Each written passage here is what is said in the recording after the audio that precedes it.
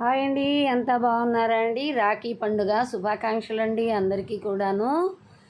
రక్ష కట్టుకునేవాళ్ళు, నీవు నాకు రక్ష, నేను నీకు రక్ష, మనిద్దరము దేశానికి రక్ష, ఇలాంటి పలుకులు పిల్లల చేత పలికించండి. నువ్వు నాకు రక్ష, నేను నీకు రక్ష, మనిద్దరం దేశానికి రక్ష. అందుకే పెట్టుకుంటున్నా.